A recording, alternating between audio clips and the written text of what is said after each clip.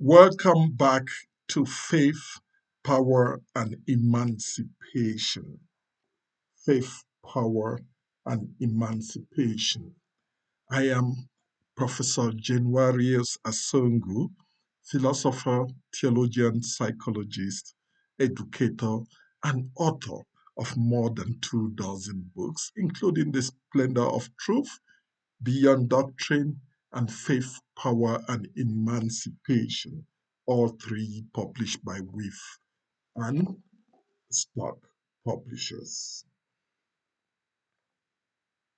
Thank you for joining me for episode 2 of this series. In episode 1, we discussed the preface and introduction to the book. We explored the central question that gave birth to this project. Does God automatically guarantee victory to the oppressed? Many of us have grown up believing that He does. We read the story of Moses and the Exodus. We see God delivering Israel from Egypt. We conclude that God is always on the side of the oppressed and that oppression inevitably ends in liberation.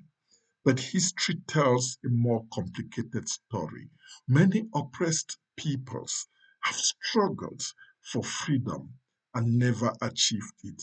Many liberation movements have ended in defeat. Others achieve victory only to create new forms of oppression. That realization led me to ask a deeper question. What must oppressed people do if they truly desire freedom?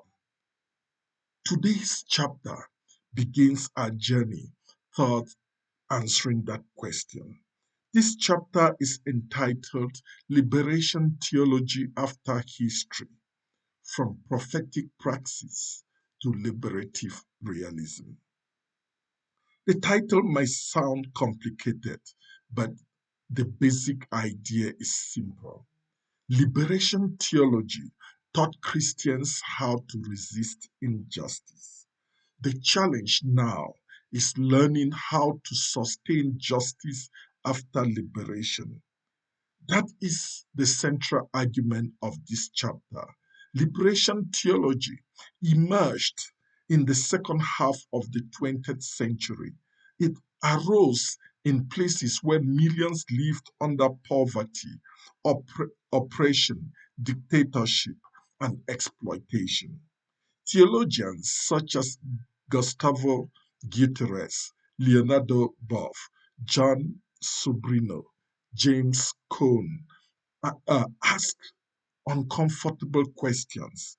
Can Christians remain neutral in the face of injustice? Their answer was no. They argued that God hears the cries of the oppressed. They reminded the church that faith is not merely about heaven. Faith must also address what happens on earth. If people are starving, theology must care. If people are imprisoned unjustly, theology must care. If people are exploited, marginalized, and oppressed, theology must care. Liberation theology was a prophetic wake up call. It challenged Christians to stop treating injustice as someone else's problem. In many ways, liberation theology recovered something that had always been present in scriptures, that the God of Exodus hears the cries of slaves.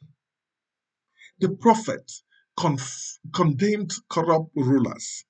Jesus identifies himself with the poor, the marginalized, and the excluded. Liberation theology reminded the church of these truths.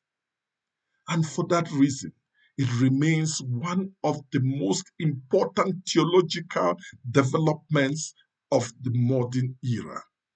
But every intellectual movement eventually faces historical realities.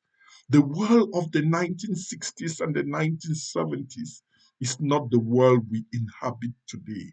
Back then, many struggles revolved around military dictatorships, colonialism, Cold War politics. Today, the world is different. Power is often less visible. It operates through economic systems. It operates through technology. It operates through social media. It operates through information. It operates through narratives. In many countries, people can vote, yet they still feel powerless. In many societies, information is abundant, yet truth seems increasingly difficult to find. We live in a world where people often cannot agree on basic facts, and this creates a new challenge. How do you fight injustice when society cannot even agree on what is true? That is one of the major concerns of this book. Liberation requires truth. If we lose our ability to distinguish truth from propaganda, liberation becomes impossible. But there is another problem. History has taught us that removing oppression does not automatically create freedom. This is perhaps one of the most important lessons of the 20th century. Many revolutions promised liberation.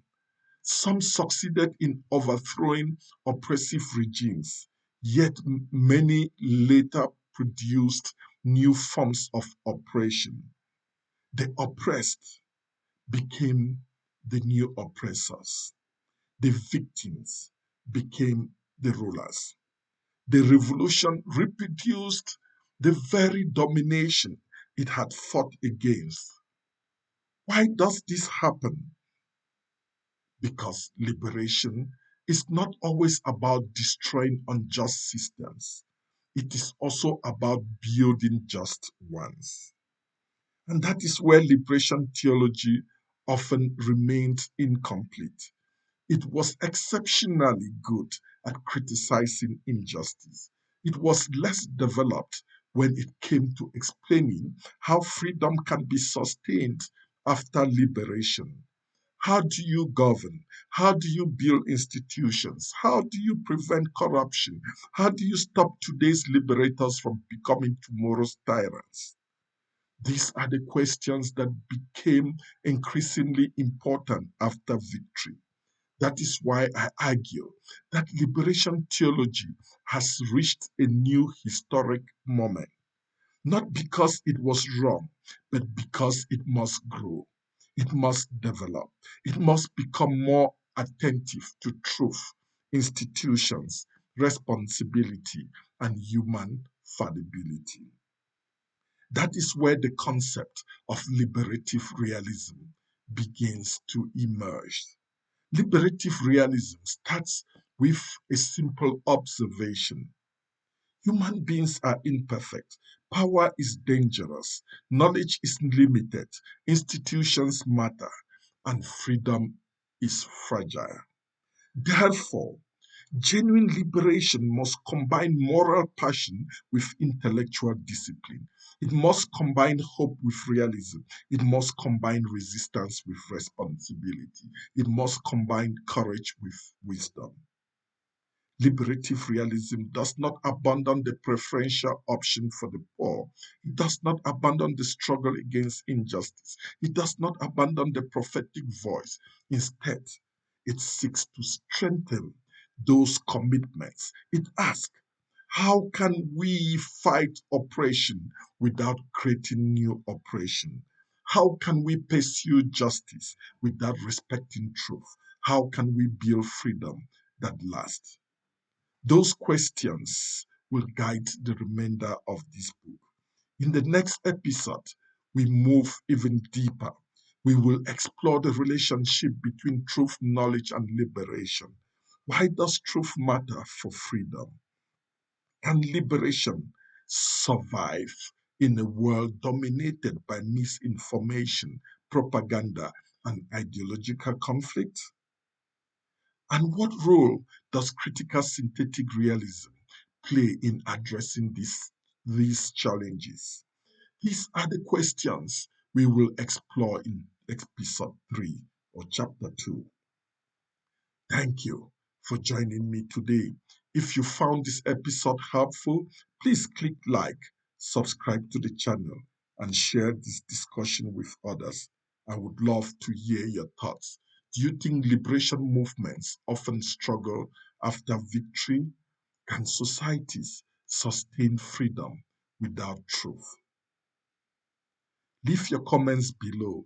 And if you would like to explore these ideas in greater depth, I encourage you to obtain a copy of Faith, Power, and Emancipation, Liberative Realism, and the Ethics of Truth and Freedom, available on Amazon and through major online booksellers. Until next time, remember, faith without responsibility can become illusion. Power without truth becomes domination. But faith, guided by truth and disciplined by responsibility, can become a force for genuine human emancipation. Thank you and God bless you.